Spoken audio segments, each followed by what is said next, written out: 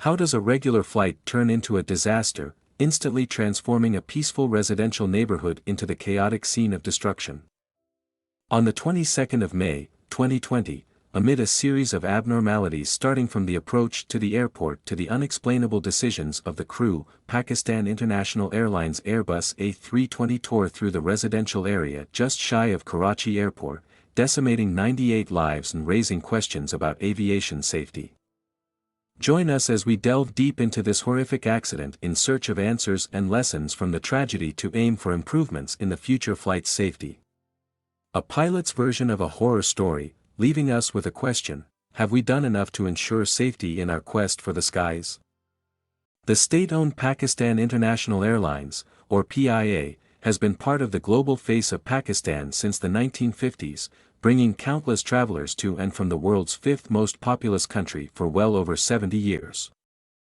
PIA was once among the only respected airlines in the region, so much so in fact that when the United Arab Emirates set up its own flag carrier in 1985, creating the highly regarded airline now known as Emirates, it was PIA whom they approached for help. Nevertheless, PIA has never had a particularly strong safety record. Between 1970 and 2020, the airline suffered one fatal accident on average every 5 years, which is particularly poor when considering that its average fleet size during the aforementioned period was only around 3 dozen aircraft. Advances in aviation safety in recent years have also failed to stem the bloodshed, and in fact PIA has had 3 fatal crashes in the 21st century so far, more than almost any other flag carrier. The most recent disaster to mar PIA's record was also perhaps its most preventable, and most damning. In May 2020, the world was still in the grip of the COVID-19 pandemic, which resulted in the deaths of millions and reshaped daily life for virtually everyone on Earth. In Pakistan, almost all domestic flights were grounded from late March in order to control the spread of the disease, with some scheduled services resuming only on May 16. At Jinnah International Airport in Karachi, Pakistan's largest city, the number of daily arrivals had dropped to just 8, from 77 in January and February, and airports and airlines alike were still operating with reduced staff. Less than a week into this resumption of service, on May 22, 91 passengers and 8 crew arrived at Allama Iqbal International Airport in Lahore, Pakistan's second-largest city in the capital of Punjab province, for a regularly scheduled PIA flight to Karachi. The weather that day was clear, the Lahore-Karachi route was a bread-and-butter service familiar to the crew, and the Airbus A320 provided for the trip was in good working order. Certainly there was nothing to indicate that risk was above baseline levels for any reason other than the general pandemic disruption. The flight crew in command of Flight 8303 to Karachi that day consisted of 58-year-old Captain Sajjad Gul, who had over 17,000 hours of flying experience including over 4,700 on the A320, and 33-year-old First Officer Usman Azam, who had been flying with PIA for 10 years but had only about 2,100 total hours, mostly on the A320. For the leg to Karachi, First Officer Azam was to be the flying pilot, while Captain Gul would be the pilot monitoring. Both crew members would have had more on their minds than just the pandemic and the flight itself. Notably, the 22nd of May that year fell close to the end of the holy month of Ramadan, in which most Muslims abstain from food and drink between sunrise and sunset, until the holiday of Eid al-Fitr, when the fast is broken. At that time, Eid was scheduled to fall on May 24, and many of the passengers were traveling to visit family for the occasion. Captain Gul and First Officer Azam had both been fasting for several weeks, including on the day of Flight 8303, where they partook in the traditional pre-dawn sehri, meal before foregoing all further intake during the daylight hours. By the time the flight departed Lahore at 13:05 local time, they most likely had not consumed any food or drink, including water, in at least 7 hours. The significance of this fact would later be subject to debate. As the flight reached its cruising altitude of 34,000 feet, the atmosphere in the cockpit was casual.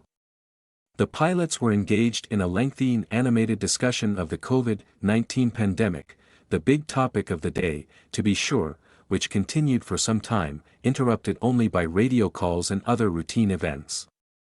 At one point a flight attendant came to the cockpit to ask if the pilots would like a snack, but seeing as they were fasting, they politely declined. Minutes later, at 13:24, the pilots made contact with Karachi Area Control and were told to expect an instrument landing system approach to runway 25L at Jinnah International Airport. The initial descent and approach phases would start from the Nawabshah beacon, located about 100 nautical miles northeast of the airport, from which the inbound flight would proceed directly to waypoint Mockley, on the extended centerline of runway 25L at a distance of 15.3 nautical miles from the threshold. At Mockley, the aircraft would turn to the right to align with the runway before reaching waypoint Sabin, located at 11.4 nm, where the final approach phase would begin. The prescribed crossing altitude for Sabin was 3,000 feet. If it was not possible to descend to this altitude before reaching the waypoint, the approach procedures contained provisions for a holding pattern based off of Sabin in order to increase the number of track miles, providing more time to descend. After crossing Sabin at 3,000 feet, it would then be possible to intercept the glide slope, which would automatically guide the aircraft down to the runway at the correct angle. The intention of the procedure was that the glide slope would be intercepted from below.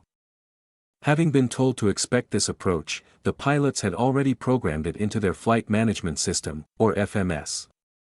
With this data entered, the FMS was also able to calculate a vertical descent profile that would bring the aircraft to each approach gate at the correct altitude and speed. The pilots could then set the auto-flight system to fly the entire approach essentially by itself, automatically modifying heading, speed, and pitch to maintain the lateral and vertical flight plan stored in the FMS. Considering this technological capability, the lack of any unusual features in the approach procedure, and the perfectly clear weather, the descent and landing ought to have been smooth sailing. Unfortunately, for several frankly boneheaded reasons, events would soon go off the rails anyway. At 14:15, after crossing Nawabshah, the crew requested clearance to begin their descent, and the Karachi area controller cleared them to descend to 10,000 feet and proceed direct to Mockley. In response, the flight crew selected 10,000 feet using the Flight Control Unit altitude knob, engaging descent mode. At this point it would be helpful to provide a refresher of some background information I've covered in several previous articles involving the Airbus A320. On the A320, pilots provide instructions to the autopilot by using the FCU to engage various flight modes. Normally, 3 modes are engaged simultaneously, one to control the airplane's lateral position, a second to control its vertical position, and a third to control its airspeed. All the possible modes, whether lateral, vertical, or speed-related, fall into 2 broad categories called selected and managed. To engage a selected mode, the pilots use the altitude, airspeed, vertical speed, or heading knobs on the FCU to enter a specific target value, then pull the corresponding knob outward. This will cause the auto-flight systems to maintain the selected value until a new value is entered. For example, if the pilot wants to fly on a heading of 360, they can enter 360 using the heading knob, then pull the knob outward, and the autopilot will steer the plane to 360 degrees and hold it there until the pilot tells it to do something else. In contrast, if the pilot pushes a knob inward, a managed mode will engage. In a managed mode, the auto-flight system will determine the flight path, whether vertical, lateral, or both, based on the information pre-programmed into the FMS. For example, if the pilot wants to instruct the plane to fly along a track between a series of pre-programmed waypoints, they can push in the heading knob to engage the lateral NAV mode, and the auto-flight system will continually manage the airplane's heading in order to follow the track in the FMS no matter how many twists and turns it may have. In the case of PIA Flight 8303, the pilots had already engaged NAV mode in the lateral channel when they selected an altitude of 10,000 feet and pushed in the altitude knob. This engaged the managed descent mode, in which the aircraft will follow the vertical profile computed by the FMS, as described earlier. At that time, the aircraft was below the computed profile, so the auto-flight system kept the airplane in a slow and steady 1,000 feet per minute descent until it intercepted the profile from below, at which point pitch and thrust were automatically reduced in order to capture the profile. The aircraft would continue to follow this computed vertical profile until reaching the selected altitude of 10,000 feet, unless the pilots selected another altitude or engaged a different mode. In this case, the programmed approach to runway 25L by default included the holding pattern at Sabin, described previously. The computed vertical profile thus accounted for the presence of the holding pattern, which added 23 track miles to the approach.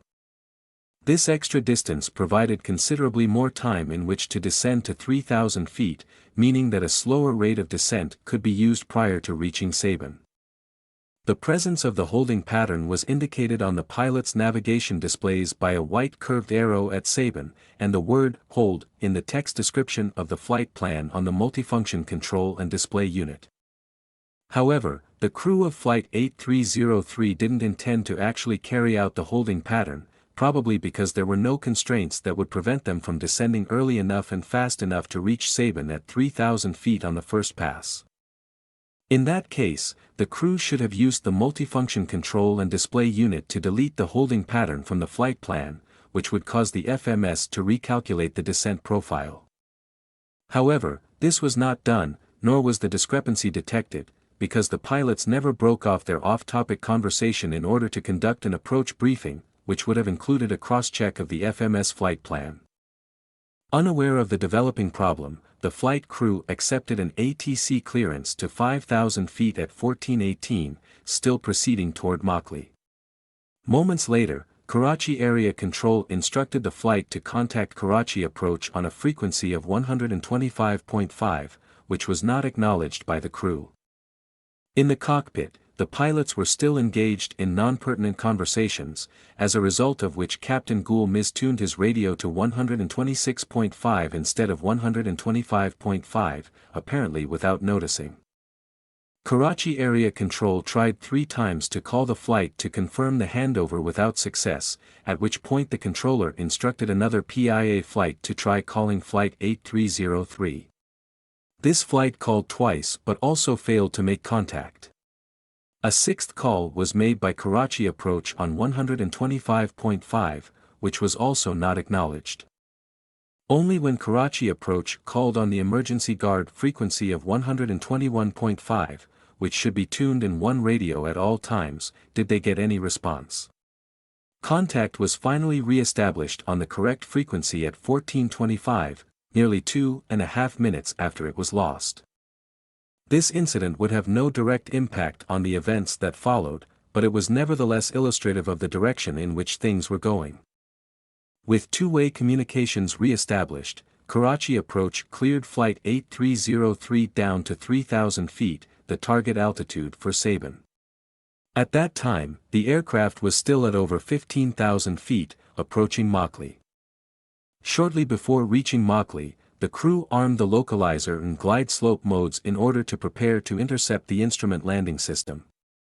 The ground-based ILS equipment consists of a localizer providing lateral guidance to align with the runway, and a glide slope to provide vertical guidance to achieve the normal 3-degree descent path. When the localizer and glide slope modes are armed in the A320's FCU, in the lateral and vertical channels respectively, they will lay dormant until the ILS signals are close enough to be detected, at which time the modes will automatically engage and the autoflight system will drop what it was doing before to follow the ILS instead. Since waypoint Mockley lay in line with the runway, it also lay along the localizer.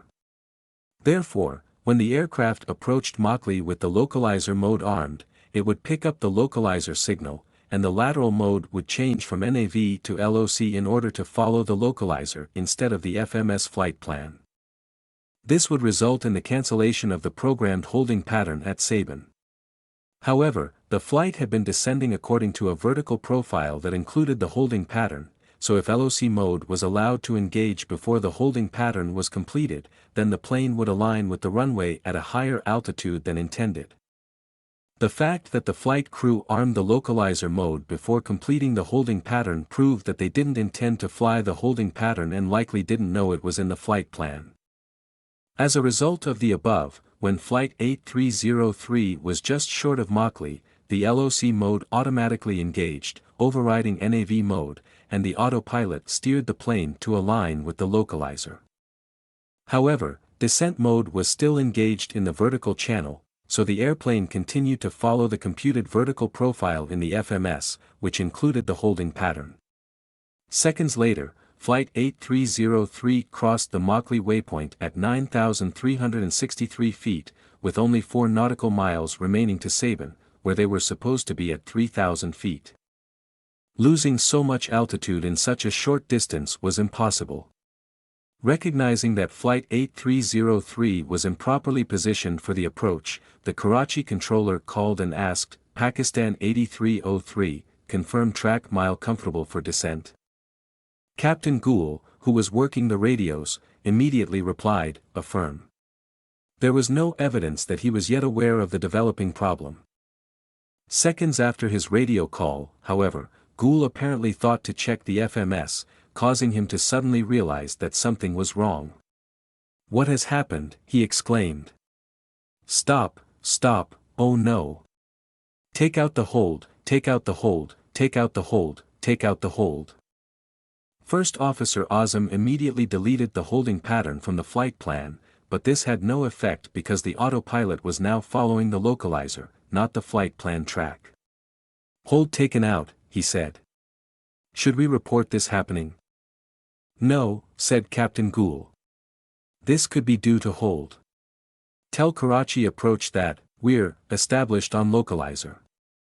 He did not articulate any specific plan to correct their excessive altitude, nor did the crew discuss exactly how high they were or what kind of profile would be required to get back on course. At this point the prudent thing to do would have been to disengage LOC mode and enter the holding pattern at Sabin in order to lose altitude.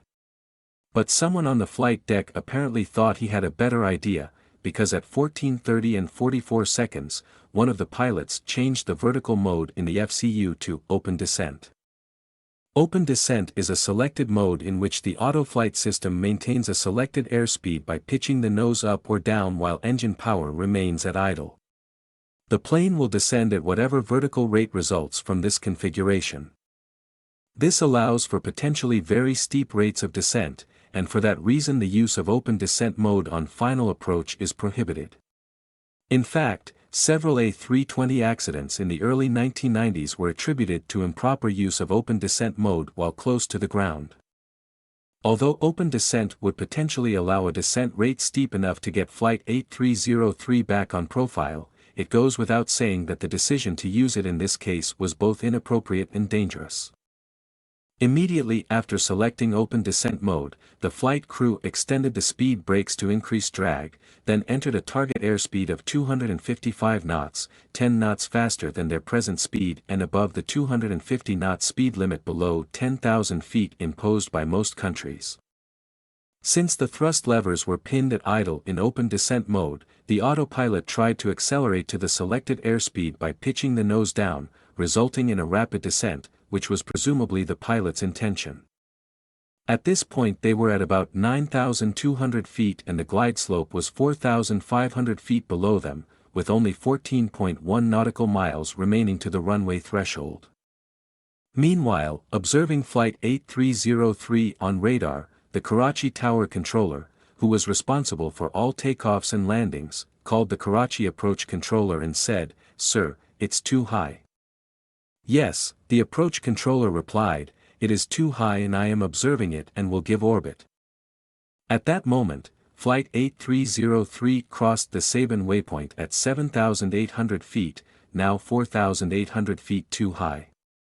Seconds later, Karachi approach called the flight and said, "Pakistan 8303, report level passing." Out of 75 for 3,000, Gould replied. By 75, he meant 7,500 feet, which was optimistic considering they were still at 7,700 feet at that time. 75 for 3,000, the present position is 10 miles from touchdown, the controller said, hinting at the scale of the problem. In response, Gould blithely transmitted, "No problem, sir." At that moment, Still at an altitude of 7,400 feet, one of the pilots extended the landing gear without any call-out or cross-check. This action was probably performed in order to increase drag, which would allow them to descend faster with no corresponding increase in airspeed.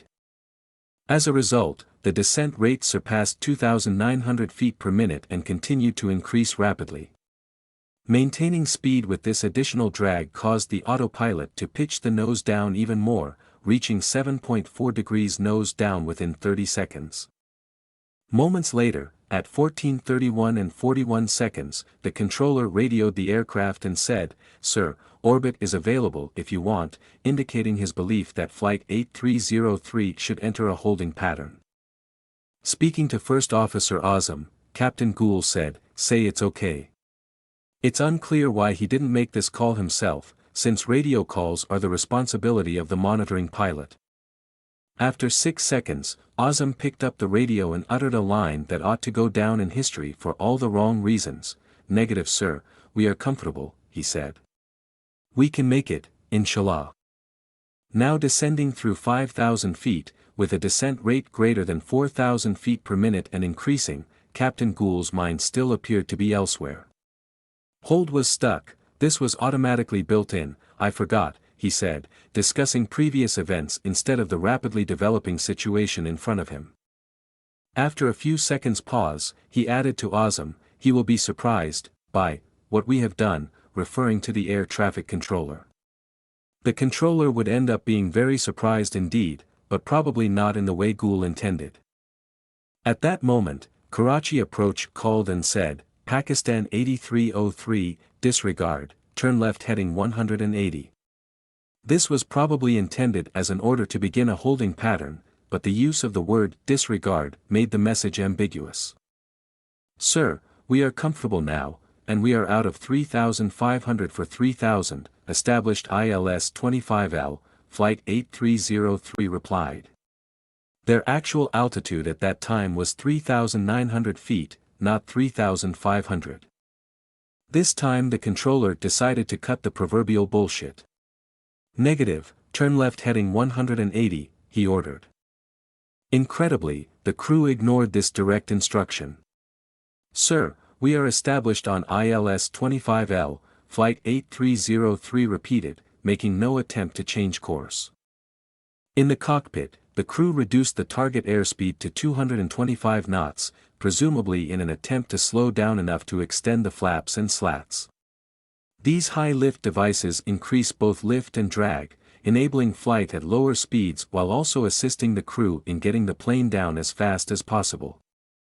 However, the flaps and slats have a maximum speed in any given configuration, above which extension is not allowed due to increasing risk of damage from aerodynamic forces. The Airbus A320 has 4 different flap/slat settings, called configuration, Conf 1, Conf 2, Conf 3, and full.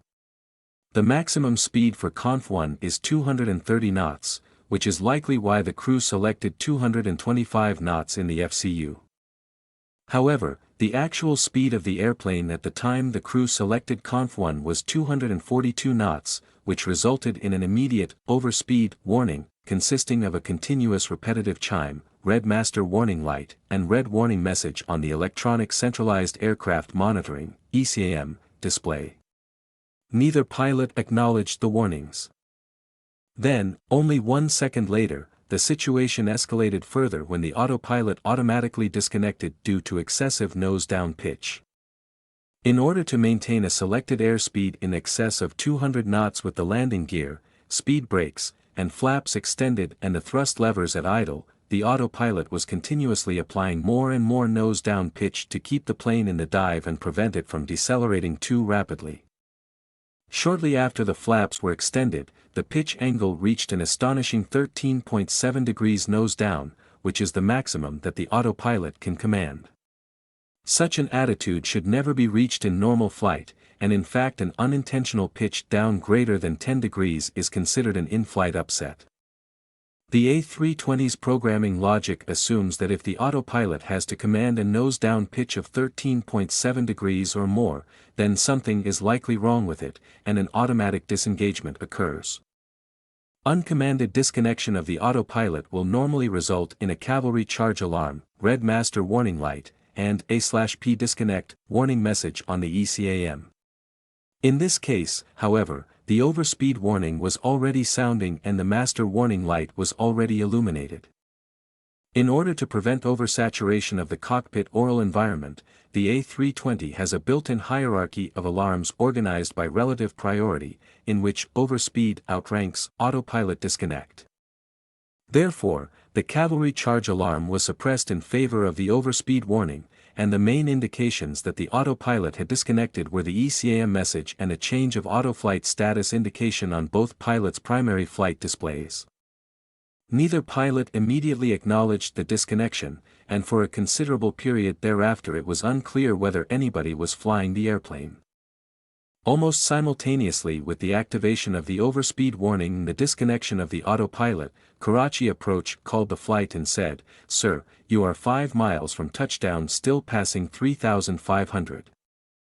Flight 8303 simply replied, "Roger." In response, the controller again warned that they were too high, and again, the crew blew him off.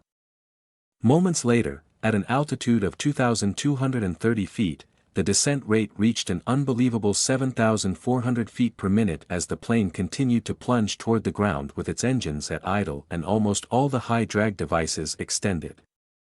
A normal descent rate at that point, 5.2 nm from the runway, would have been 1,000 feet per minute or less.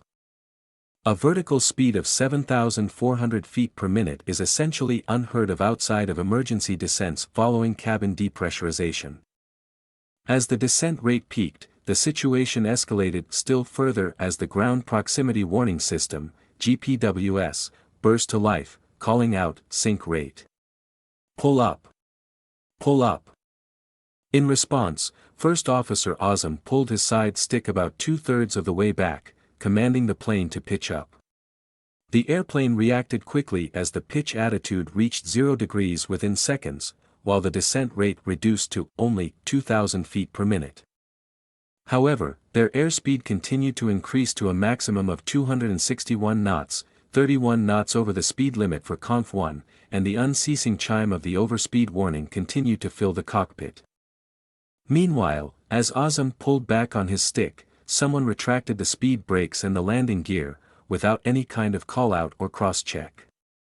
This was a pivotal moment in the sequence of events, but precious little is known about it.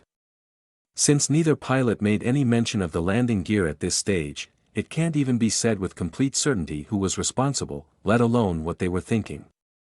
However, subsequent events suggest that First Officer Azam was most likely behind it, as will be seen shortly. In the seconds following the retraction of the gear, the airspeed dropped below the overspeed threshold with the flaps in Conf 1, and the alarm ceased.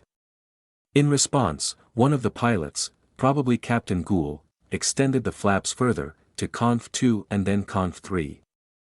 The maximum speed with the flaps in Conf 3 was 189 knots, but the actual speed of the aircraft at that point was still 232 knots, so the overspeed alarm began to blare again, only 3 seconds after it stopped. At that same moment, Karachi Approach interjected with clearance to land. Official documents don't make it clear whether it was common for the approach controller to issue a landing clearance, which is normally the responsibility of the tower controller. Then, 36 seconds after the landing gear was selected up, at a height of 1,100 feet, First Officer Azam asked, "Should we do the orbit?" "No, leave it," said Captain Gould. He immediately grabbed his own side stick to take control, but Azam continued to make inputs for 4 more seconds before apparently realizing that Gould was now the pilot flying. Such a transfer of control should be accompanied by a formal handover callout, which was not made. This exchange lends weight to the assumption that it was Azam who retracted the landing gear and speed brakes. Considering that Captain Gould wanted to continue the approach, it's very unlikely that he was the one who retracted the landing gear. Furthermore, the combination of Azam's nose-up inputs and retraction of the gear was indicative of a possible desire to break off the descent, which Azam verbalized when he asked to perform an orbit. However, the situation was characterized by confusion, because neither pilot was clear about his intentions and neither was adhering to any procedure. If Azam wanted to entirely abandon the approach and go around, then the proper sequence of actions would have been to engage go-around mode, which would cause thrust to increase, verify that the aircraft was climbing, and only then call for retraction of the landing gear, which should be performed by the monitoring pilot at the flying pilot's command. But on the other hand, if Azam only wanted to perform an orbit to lose altitude before resuming the approach, then retracting the landing gear was unnecessary. Thus in the end, the exact reason why Azam retracted the gear is not clear from the available evidence and will likely never be known with certainty. By this point, Flight 8303 was descending through 1,000 feet, which is considered the stabilization gate for an ILS approach. That means that in order to continue, the flight crew was required to verify compliance with PIA's stabilized approach criteria. The exact definition of a stabilized approach varies from country to country and airline to airline, but at PIA an approach was considered stable as long as the airplane is on the correct flight path, with only small inputs required to maintain it. The airspeed is above the landing reference speed but not more than 20 knots above. The airplane is in the landing configuration, the rate of descent is not greater than 1,000 feet per minute, the power setting is appropriate for the configuration, and all checklists have been completed. If any one of these criteria is not met, the crew should execute a go-around and attempt the approach again. At the moment Flight 8303 reached the stabilization gate, it met none of these criteria, not a single one. The aircraft was significantly above the glide slope with large inputs required to intercept it, the airspeed was 75 knots too high, the landing gear wasn't down, the rate of descent was 1,800 feet per minute and increasing. Engine power was at idle, and the landing checklist had not been performed. And yet there was no discussion of a go-around, and in fact, failure to go around at the stabilization gate feels like a hopelessly academic concept in the face of what was, without doubt, a completely deliberate disregard for the very notion of standard operating procedures. And so the approach continued, growing wilder with every passing second.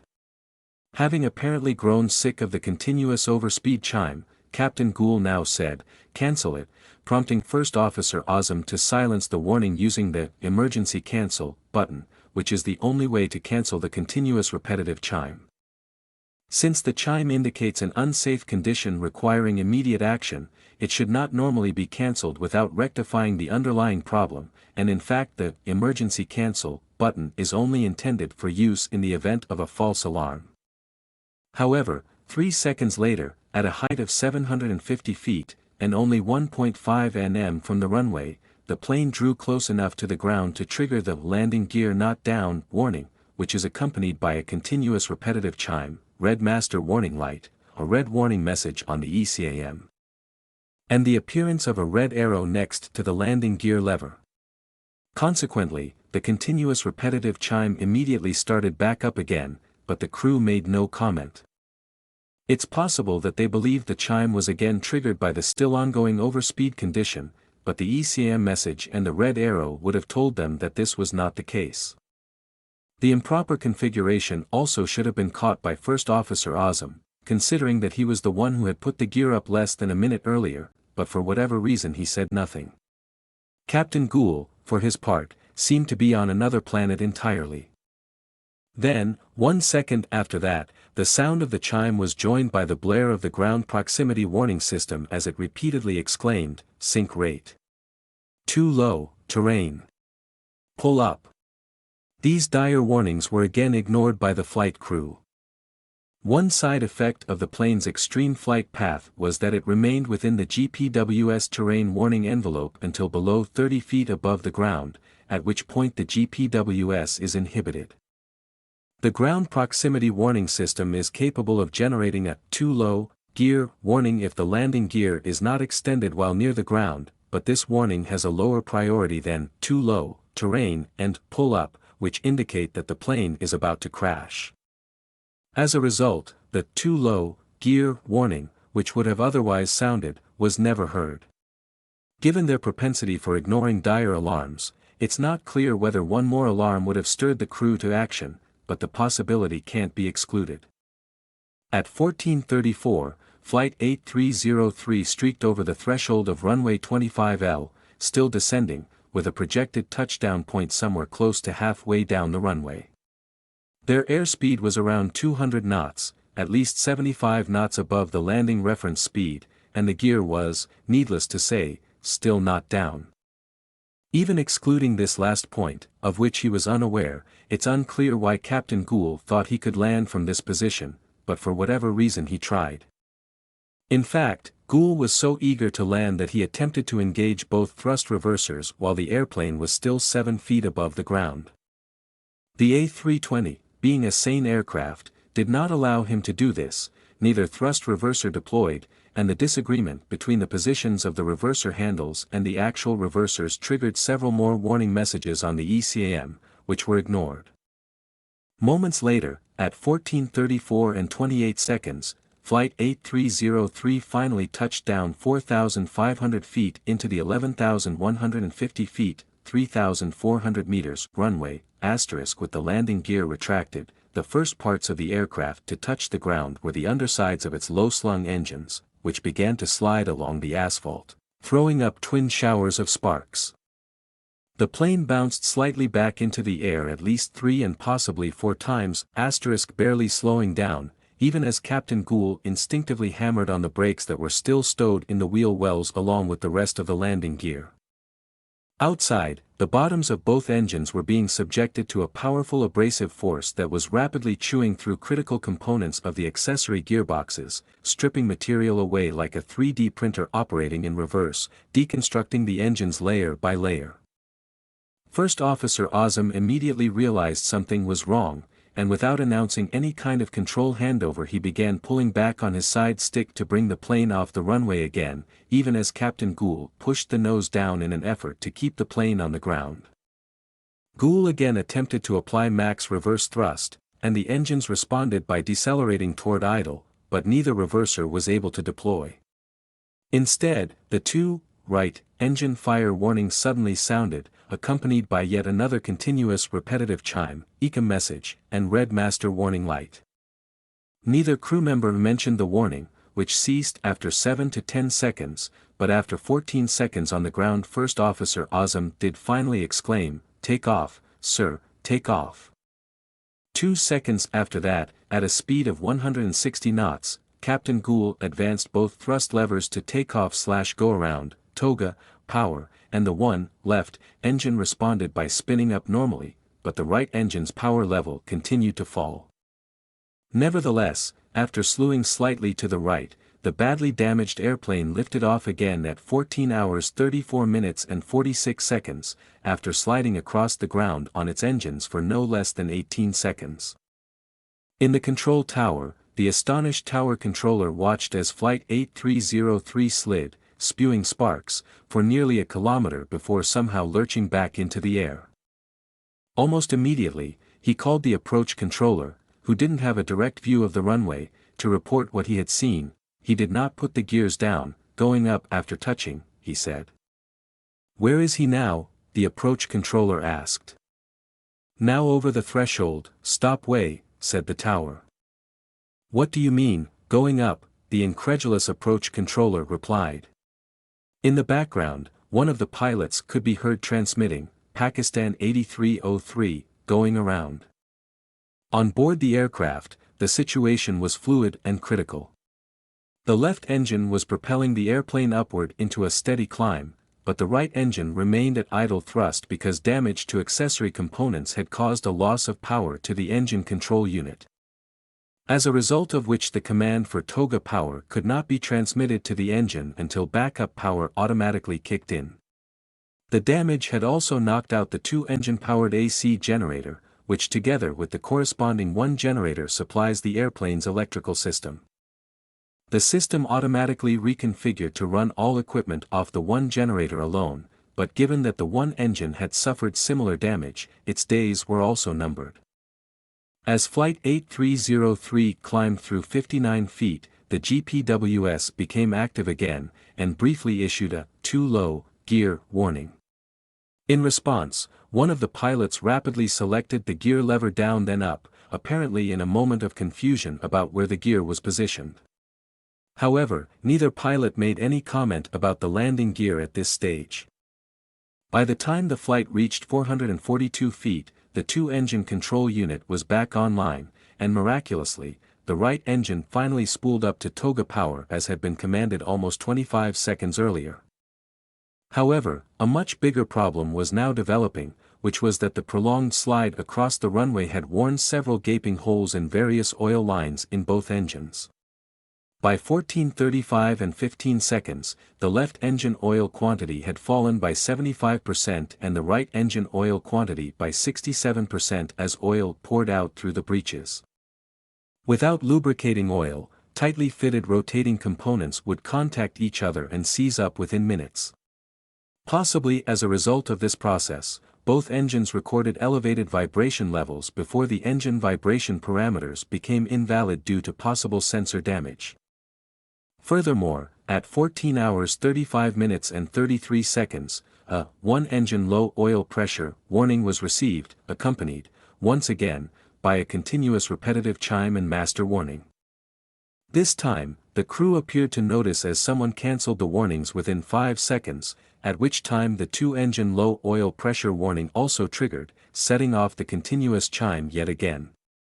By this time the aircraft had managed to climb back to 2,160 feet, and power in both engines was reduced toward 40% in order to level off and reduce their speed.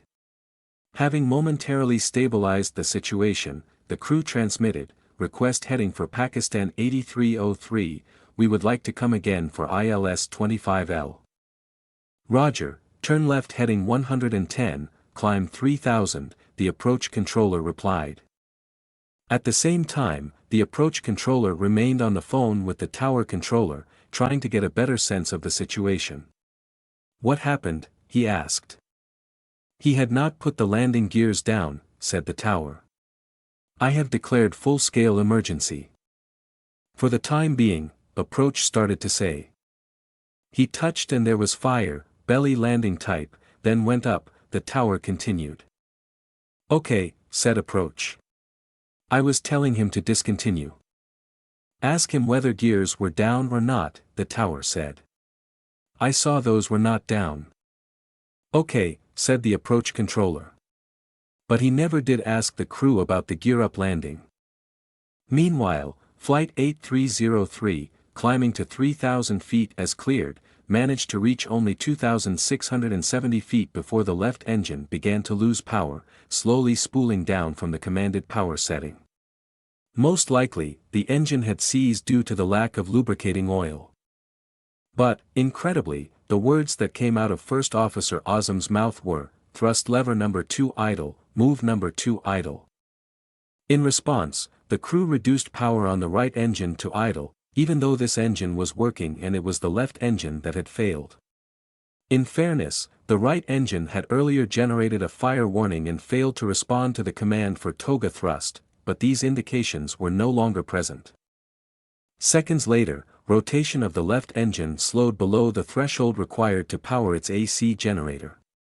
Since the 2 generator had already been knocked offline, the loss of the 1 generator caused a complete loss of electrical power, and both flight recorders ceased recording. All critical instruments and fly-by-wire computers were temporarily transferred to battery power. Detecting the loss of both generators, a contingency measure automatically kicked in to deploy the emergency ram air turbine, known as the RAT, which drops from the underside of the fuselage and generates electricity by windmilling in the airstream. 8 seconds after the loss of electrical power, the RAT enabled its partial restoration, causing the critical systems to switch back off battery power. The cockpit voice recorder resumed recording, but the flight data recorder did not, because it was not hooked up to the emergency electrical bus, which was by design due to its high power draw. Flight 8303 was now halfway through its circle back to the runway and in a dire emergency, with no power from either engine. Although the flight data recorder died before the switch could be recorded, the flight controls also presumably entered alternate law, a concept hopefully familiar to some readers, in which many of the Airbus's flight envelope protections were lost, including stall protection. The A320 normally does not allow inputs that would lead to a stall, actuating the controls as needed to prevent the angle of attack from reaching the stall threshold regardless of what the pilot is doing. However, with the loss of both electrical and engine power, this protection could no longer be maintained. Instead, if the angle of attack approached the stall threshold, an oral stall warning would be triggered, urging the crew to take action.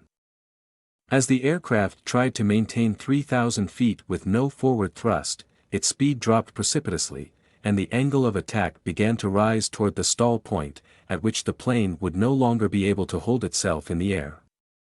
In the cockpit, both pilots were manhandling the controls simultaneously, resulting in several oral, dual-input warnings, followed seconds later by stall. Stall. In response, the crew pitched down, reducing the angle of attack and silencing the stall warning, but now the plane was in a descent, dropping through 1,900 feet while still miles from the runway. Growing desperate, Captain Gould asked where the runway was located, and First Officer Azam managed to spot it, but they were running out of time. Noticing the loss of altitude, the Karachi approach controller called and said, "Pakistan 8303, you are dropping altitude 2000. Just give me 2000, Azam replied. In the background, a continuous repetitive chime again sounded, the reason for which was not determined due to the absence of flight data. At this point it almost didn't matter. In any case, after 6 seconds, Captain Gould said, "Close it," and the warning was cancelled. At that moment, one of the pilots apparently discovered, upon glancing at the engine parameters, that engine 2 was in fact still running, and had been all along, albeit at idle. A short discussion ensued, after which the 2-thrust lever was advanced, and lo and behold, the engine began to spool up, its high-pitched whine cutting through the background noise on the cockpit voice recording. Karachi approach called again, reporting that their altitude was still showing 1,800 feet and descending. "Copied, we are maintaining, trying to maintain," Azam replied. Azam must have also been looking at an abnormal checklist, because he now informed Captain Gould that the minimum speed to power the Rat was 140 knots, and that they must maintain at least this speed or they would lose everything. Moving further down the checklist, which presumably related to dual generator failure, he suggested that they turn both generators off and back on again. This would not have solved their problem, which was that the undersides of both generators had been turned into a several thousand-foot-long smear across runway 25L.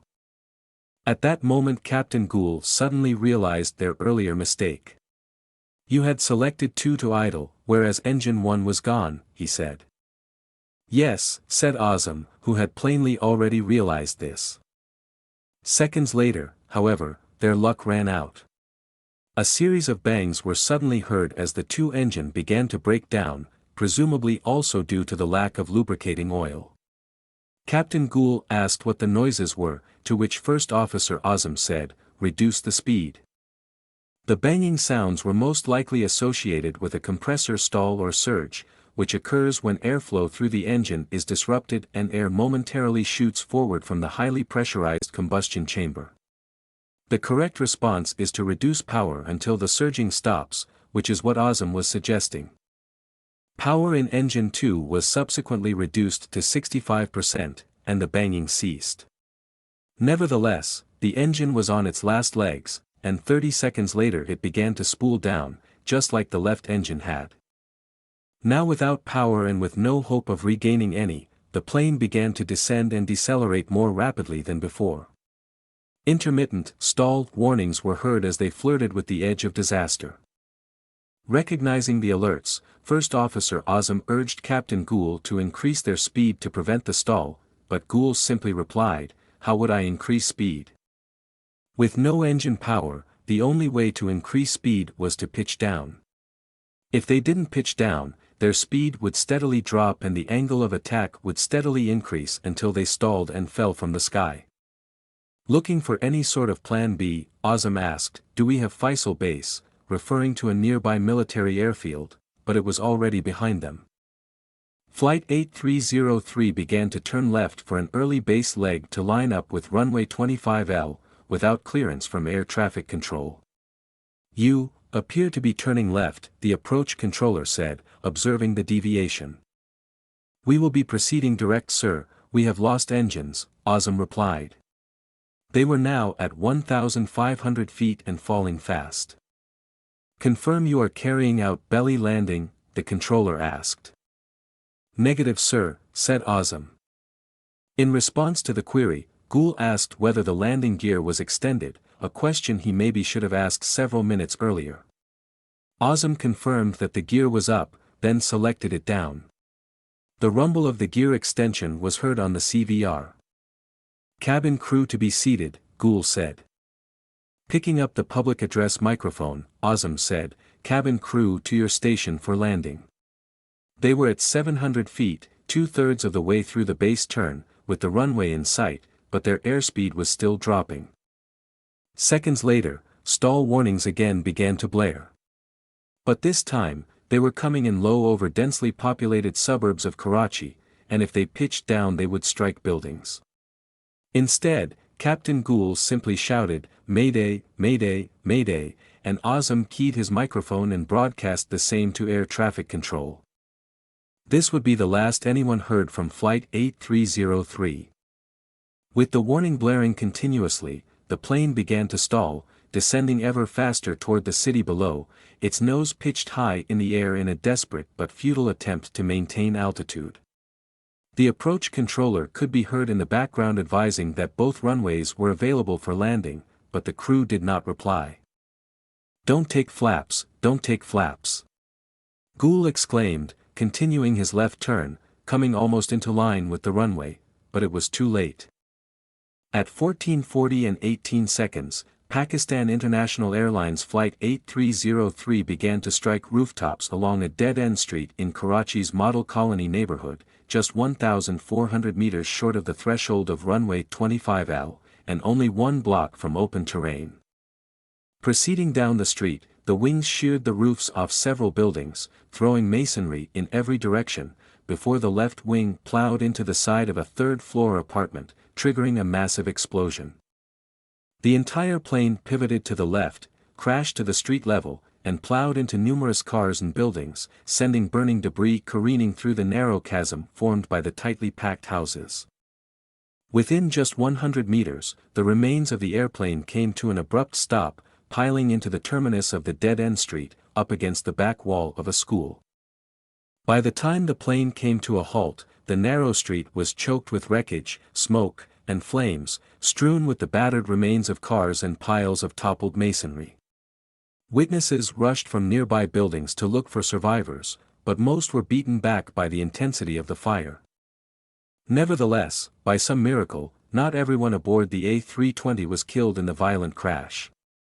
In the forwardmost section, passenger Mohammed Zubair awoke soon after impact to find himself in smoke-filled darkness, surrounded by screams and shouts from others trapped somewhere in the black.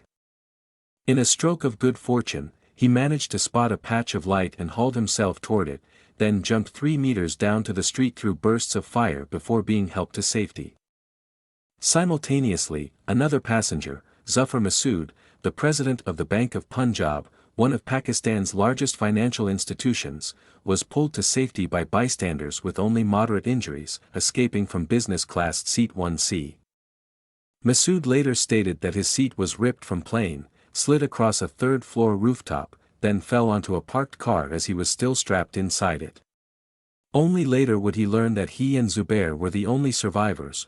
All 97 other passengers and crew perished in the impact and the fire that followed. On the ground, 18 buildings were damaged in the crash, but due to various factors none completely collapsed, which likely saved the lives of many bystanders. In addition, most of the men in the neighborhood were not home, having gathered at a nearby mosque for Friday prayers. 8 people on the ground were taken to hospital with injuries ranging from moderate to severe, mostly women and children, including 3 teenage sisters who were at work cleaning a top-floor apartment when it was struck by the plane. All were burned over more than 50% of their bodies and were found in critical condition. Unfortunately, the youngest of the 3, 13-year-old Nahida Kaskali, succumbed to her injuries 9 days after the crash, bringing the final death toll in the disaster to 98. The initial reaction to the crash was marked by confusion as experts and observers struggled to piece together the disparate clues available. Photographs of damage to the bottom of the engines and air traffic control transcripts mentioning a belly landing and engine failure led to early speculation that the plane had landed with its landing gear stowed, followed by a go-around and loss of both engines. This turned out to be broadly correct, although many early discussions assumed that the initial belly landing was intentional, when it was not. The outbreak of a pilot licensing scandal, much more on that later, also led to speculation that the pilots were improperly qualified, but this turned out not to be the case either. Although investigative updates in the first weeks fleshed out most of the basic outline of the flight, many unanswered questions remained until the Aircraft Accident Investigation Board, AAIB, of Pakistan released its long-awaited final report in February 2024. What the report revealed was a story of negligence on a colossal scale. The immediate circumstances for the accident were created when the flight crew, distracted by non-pertinent conversations, failed to conduct an approach briefing that would have revealed the presence of a holding pattern in their FMS flight plan. This conversation continued until below 10,000 feet, in violation of the sterile cockpit rule, which prohibits activities not related to the immediate operation of the aircraft below this altitude. This likely contributed to the pilot's failure to realize that they were not descending fast enough to arrive at the proper altitude by the Sabin approach fix unless the holding pattern was completed. Had the crew recognized this problem earlier, they could have engaged open descent mode before reaching Mauchly, which would have allowed them to descend to 3,000 feet and intercept the glide slope from below at Sabin, as the designers of the approach procedure intended. Instead, the crew demonstrated a lack of situational awareness when they armed the localizer in glide slope modes before ensuring that there were enough track miles remaining to descend safely. Subsequently, the localizer mode engaged and the programmed holding pattern was cancelled, leaving the aircraft almost twice as high as it should have been. This should have caused the crew to determine that a straight-in approach could not be safely completed and that they would need to circle until they had descended to the proper altitude. But instead, in a serious error of judgment, Captain Sajjad Gould decided that they could continue the approach. As the approach progressed, the crew were forced to use pitch attitudes, speeds, and descent rates that were highly abnormal for their phase of flight in order to reach the desired flight path. Despite this, there was no discussion of these deviations and neither crew member articulated any sort of plan for how the maneuver would be accomplished. The maximum speed with flaps extended was repeatedly exceeded and the overspeed warnings were ignored. The flight crew did not communicate with each other about what they were doing, nor did they verbalize any of the required call-out items, such as configuration changes, flight mode changes, and so on. It's not even clear who was behind the extraordinarily rapid descent. Although First Officer Azam was nominally the pilot flying, the roles of the flying and monitoring pilots were imprecisely defined and both pilots could be heard on the radio at various points. No effort was made to clearly delineate who was responsible for what. This ad hoc cockpit atmosphere likely laid the groundwork for the pivotal mistake, the retraction of the landing gear. Normally, configuration changes should be carried out by the non-flying pilot, in this case Captain Gould, at the command of the flying pilot. However, evidence indicates that First Officer Azam retracted the gear himself, even though he was pilot flying. Furthermore, as previously discussed, he did not call out the retraction or explain his intentions. His actions immediately followed a ground proximity warning, but the warning was not explicitly acknowledged by either pilot, nor did anyone suggest a course of action in response to it. Therefore, while Azam may have retracted the landing gear because he wanted to call off the approach, there was no obvious way for Gould to know this. In fact, Gould wanted to continue the approach, even in direct violation of a perfectly clear ATC instruction to orbit. The situation further devolved as the aircraft approached the runway. Captain Gould took control without conducting a proper handover or clarifying what Azam's new duties as non-flying pilot would be. The uncommanded disconnection of the autopilot went unacknowledged, and for some time nobody appeared to be flying the airplane. Nobody ever called for the landing checklist, the most basic step to prepare for landing, nor did Gould ever inquire as to whether the plane was properly configured. Even more inexplicably, Azam never warned Gould that he had retracted the landing gear, even though he presumably knew it was in the up position, having just put it there himself. Perhaps he thought that Gould would realize the approach was unsafe and go around, but if so, he never mentioned it. And besides, Gould could not have been unaware that he was doing something dangerous. Rather, all indications are that safety was simply immaterial to his thought process. As for why Gould himself didn't realize the gear was stowed, there are a number of possible reasons. Most likely, he was focused on maneuvering the aircraft to land, tunnel vision creeping in as he closed in on his target. Bringing the aircraft down from such an unusual position would have required intense concentration, and it's unlikely he was taking the time to conduct an instrument scan. This could also be why he failed to notice the appearance of the landing gear warnings on the ECAM display. The fact that the oral, too low gear, warning was suppressed by concurrent, too low terrain, annunciations was unfortunate and a possible contributor, but the hierarchy of GPWS warnings would never have become an issue if the approach was conducted in a sane manner. In any case, by the time the plane crossed the runway threshold, no one had verified that they were ready to land, and they were not on track to land within the touchdown zone. Due to the steep descent, they were far above the normal landing speed, and with touchdown occurring fully 4,500 feet down the runway, the possibility of a runway overrun was real even if the gear had been down. In fact, an Airbus study found that the plane could have been stopped on the runway if the gear was down and maximum manual braking and reverse thrust were applied. However, this implies that if anything short of maximum braking were used, the plane may well have run off the end, with uncertain results. The risk of a runway overrun in this situation should have been apparent to any sufficiently experienced pilot, but Gould insisted on putting the aircraft down anyway. His attempted actuation of the thrust reversers while the airplane was still in the air underscores the urgency with which he believed he needed to stop, and indicates that he may indeed have been aware of the danger. What's less clear is whether Gould understood, as they slid across the runway, that the gear was not down. At no point in the flight, from the landing onwards, did he make any comment that would suggest he was aware of what happened.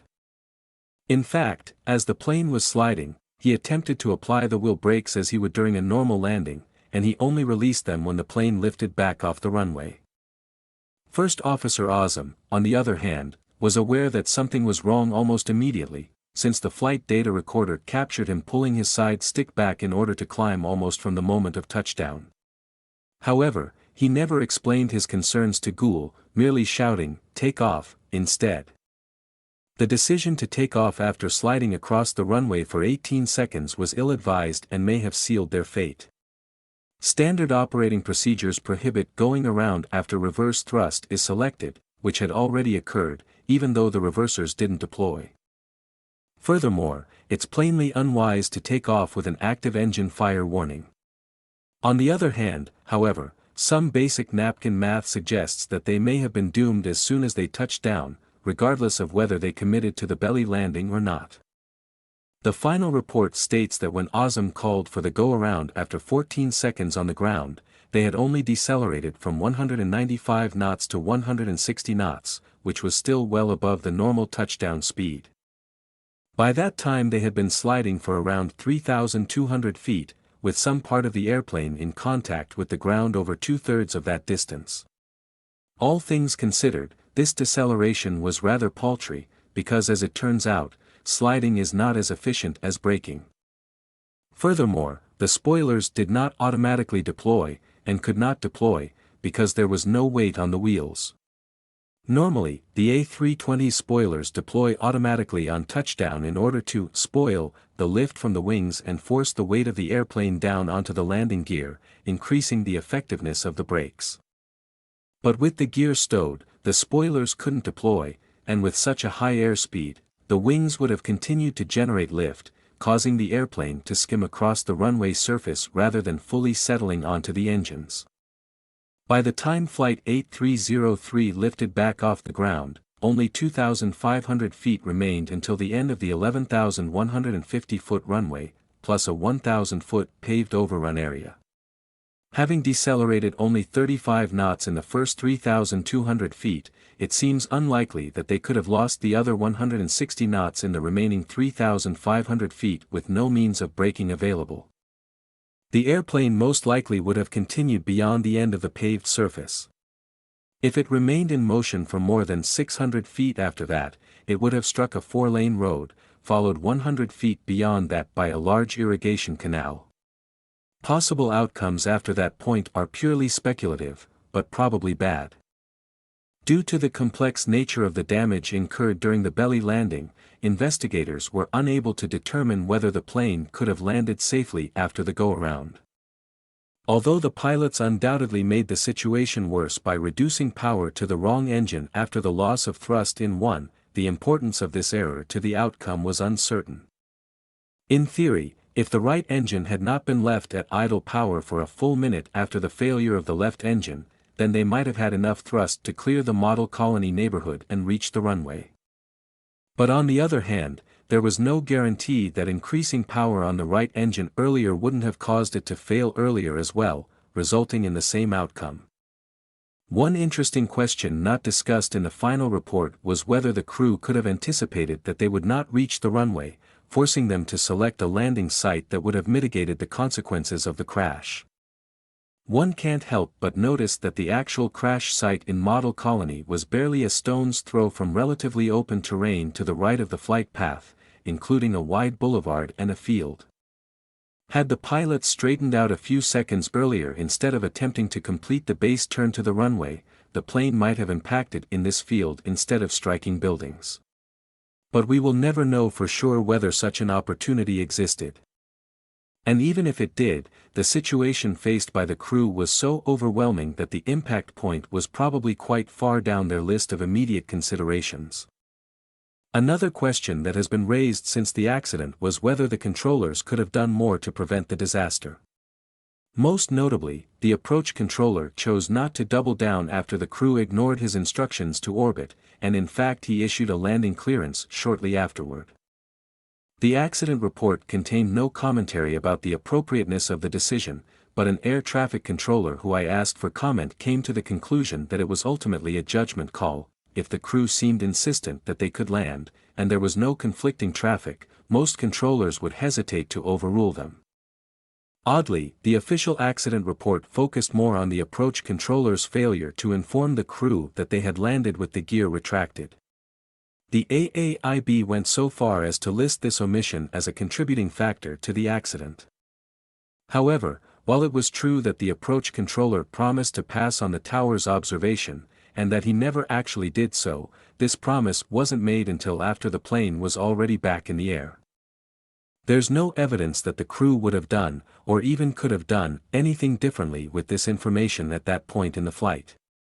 In fact, given that the AAIB chose not to speculate on alternative outcomes after the go-around, I would go so far as to say that the elevation of this point to a contributing factor was inappropriate. All things considered, while the actions of air traffic control may or may not have left something to be desired, the performance of the flight crew could only be described as shambolic.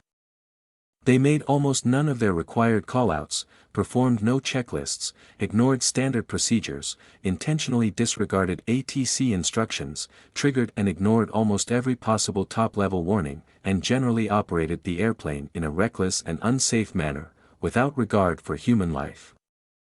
It would not be an exaggeration to describe their behavior as among the worst displays of airmanship ever recorded in a large commercial airliner. So who were these men? Why would they act this way? Starting with Captain Gould, his records revealed a number of concerning details. Investigators learned that before he upgraded to the A320, he was considered for a supervisory position on the turboprop ATR 42/72, but was rejected due to a lack of technical knowledge and general awareness. But the real bombshell was in his psychological evaluations, which were reviewed by an independent psychiatrist after the accident. Using unusually harsh language, the psychiatrist wrote, he was of bossy nature, firm, dominant and overbearing. He had below-average intelligence. He tended to have little regard for the authority. He had low mechanical comprehension with low comprehension of space relations. His level of stress tolerance was also quite inadequate. Most of these qualities were readily apparent on Flight 8303, from his questionable decision-making, to his disregard for the input of others, to his insistence on landing the airplane from a nearly impossible position. First Officer Usman Azam was not described with such flowery terminology, but his training records revealed that his airmanship skills were, at best, marginal. During his initial simulator check on the ATR in 2014, he barely scraped through the segments on engine failures, emergency procedures, and procedural execution with the lowest possible passing grade, satisfactory with briefing.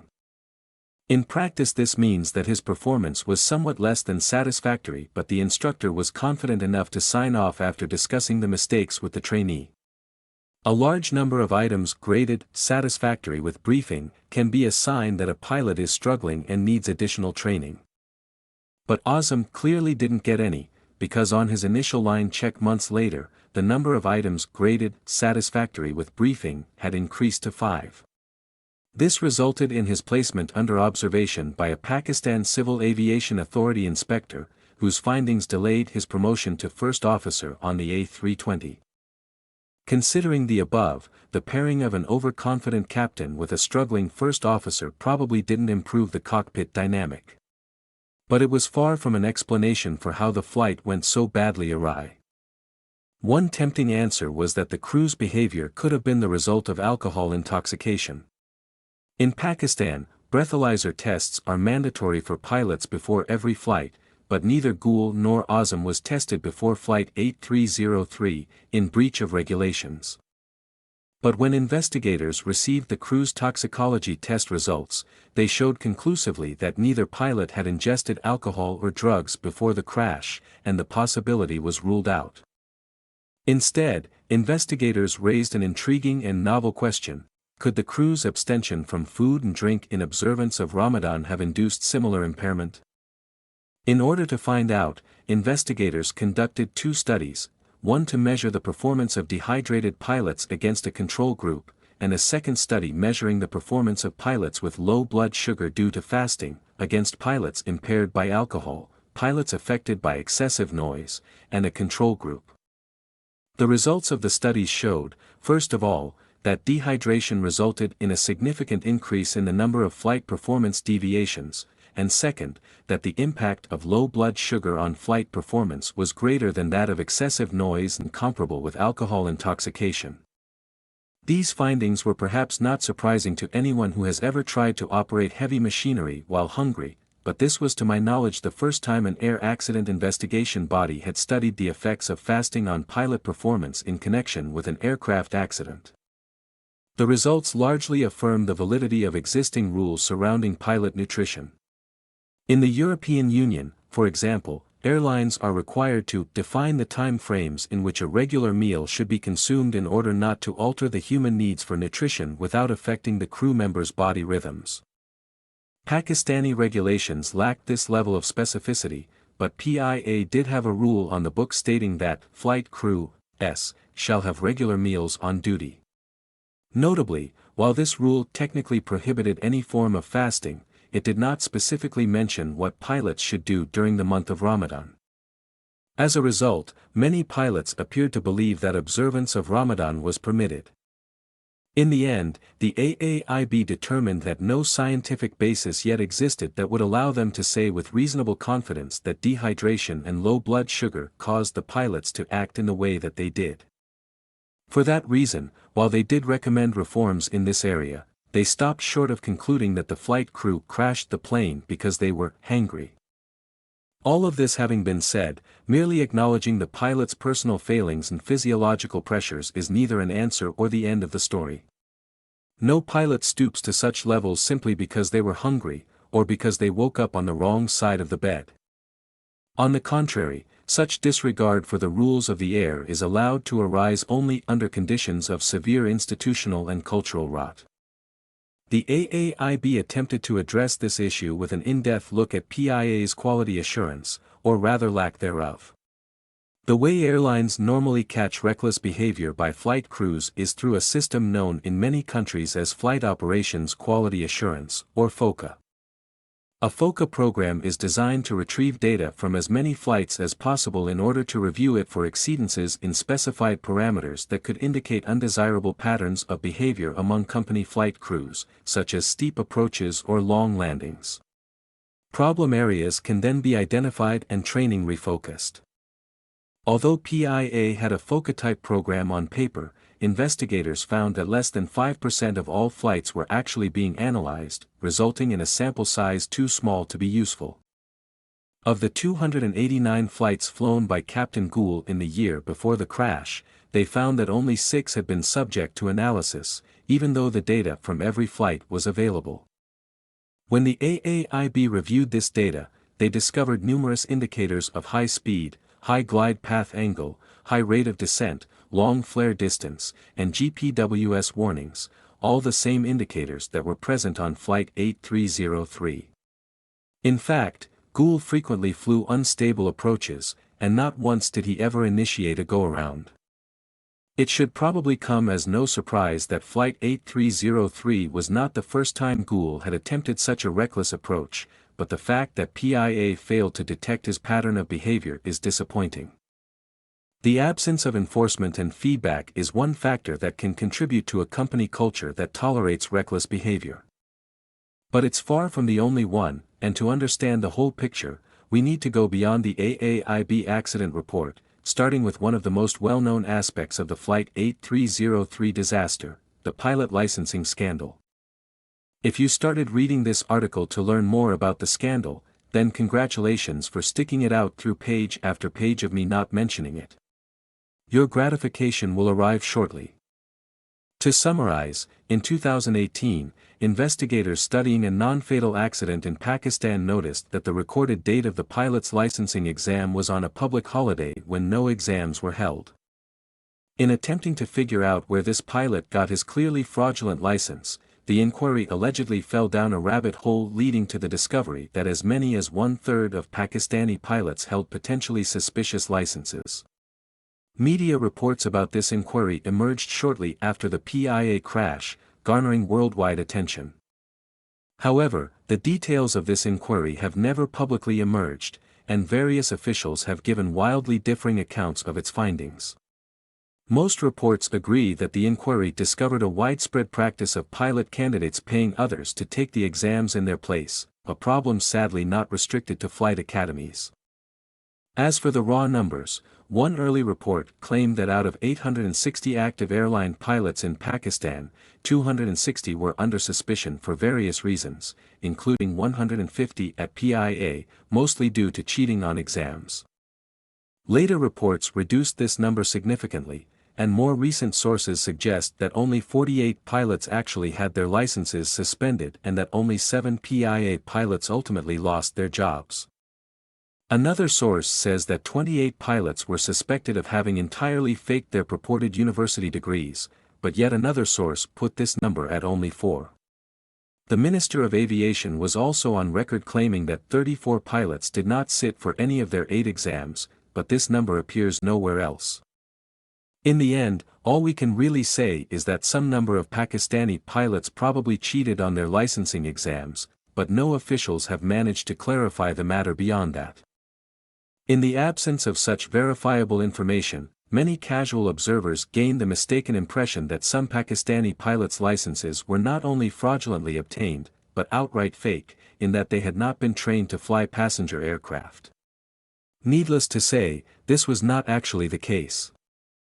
Although the outbreak of the licensing scandal shortly after the crash of Flight 8303 led some to draw connections between the two, there was actually no direct relationship.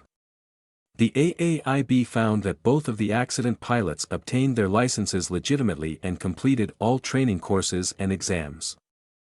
Still, one might posit that the crash and the scandal are related indirectly, in that both arise from a common cause. Consider the fact that Sajjad Ghul, who ignored procedures and frequently flew the A320 in a dangerous manner, had no apparent blemishes on a training record stretching back to the late 1980s. Are we to believe that he never once made a mistake serious enough to show up on that record? Does it perhaps bear mentioning that when Ghul first signed up for flight training at PIA, he was declared unfit by PIA's panel of psychiatrists, only for the panel to be overruled by a federal ombudsman on a technicality? All signs indicate that Ghul was a pilot who should have either washed out of training, or been forced to fall into line. And yet, at its deepest level, the problem is that PIA as an organization is 40% airline, and 60% political patronage system. The airline is considered one of the most overstaffed in the world, which is easily verifiable using numbers that can be found with a 5-minute Google search. In fact, despite having a fleet of only 31 aircraft, less than any notable North American carrier, PIA employs more than 14,500 people. As a randomly selected point of comparison, Icelandic flag carrier Icelandair has 47 airplanes but only 3,000 employees. To reiterate, that's 50% more planes than PIA with 1/5 the staff. Despite this, PIA is increasingly struggling to provide any services at all, with frequent flight cancellations and termination of most international routes. In September 2023, it was reported that only 17 of PIA's aircraft were actually operational. Also in the fall of that year, gross mismanagement of funds led to the freezing of PIA's bank accounts, leaving the airline unable to pay for fuel.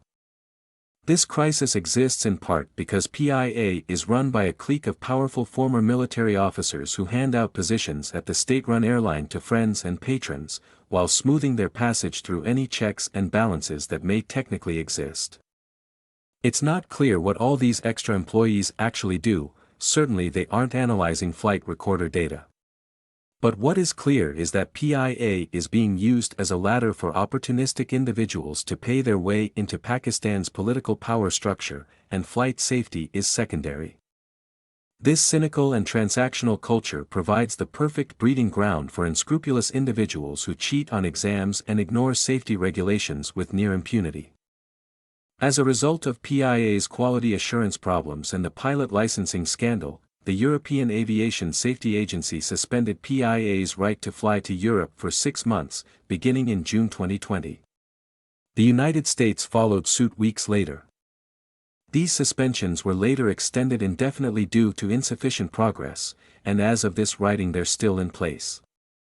The U.S. Federal Aviation Administration also downgraded Pakistan's overall air safety rating in light of the inability of the Pakistan CAA to enforce its own rules and regulations. In the wake of the disaster, some minor changes have taken place. For instance, PIA has greatly expanded its FOCA system, although its effectiveness remains largely untested. The Pakistan CAA also introduced a new rule recommending that medical examiners observe pilots drinking water or juice during pre-flight medical exams in the month of Ramadan in order to verify that they're not fasting. PIA adopted this rule and is now enforcing it, allegedly. But what has remained unchanged is the organizational culture within PIA that allowed safety to fall by the wayside in the first place. As of this writing, PIA is still run by powerful military officers, the patronage system is still in place, and corruption is as rampant as ever, all while Pakistan's institutions continue to unravel in the face of competing societal forces, compromising the CAA's ability to act as a check on the airline's worst impulses. In February 2024, a plan was reportedly finalized to sell the airline as part of an effort to secure a bailout from the IMF, but it's unclear whether this will result in improvements. The fact remains that since 2010, there have been 4 major, fatal airline accidents in Pakistan, and so far there's little reason to believe that this pattern will stop with Flight 8303. If there's one bright spot, then it might be crash survivor Zafar Masood, who announced his intention to set up a largely self-funded non-profit to advocate for transportation safety in Pakistan. But while Masood may have found his new calling in life, his will be an uphill battle against forces both human and entropic. And as for the people of Pakistan, who have for so long been failed by their own institutions, a difficult and winding road no doubt awaits before the airline that bears their flag can earn back the public's wounded trust. As we draw the curtain on this deep dive into such a tragic event, we extend our heartfelt gratitude to you, our viewers. Thank you for joining us on this journey. Your support and time are deeply appreciated. Each viewer's interest fuels our motivation to keep unraveling stories that need to be told, stories that seek to educate and sometimes, to caution. Our aim was to shed light on this devastating occurrence, with the hope that understanding it helps us prevent similar happenings in the future. Amid the complexity of the event, if there were any errors or inaccuracies, we sincerely apologize. We value your feedback and encourage you to share your thoughts, clarifications, or corrections. We believe that the pursuit of truth is a collective effort. Before we say goodbye, we spare a moment to remember the victims of this disaster. Their lives serve as poignant reminders of the gravity of our charge, to push for safer skies. Till our next journey together, stay safe and keep exploring. Thank you and goodbye.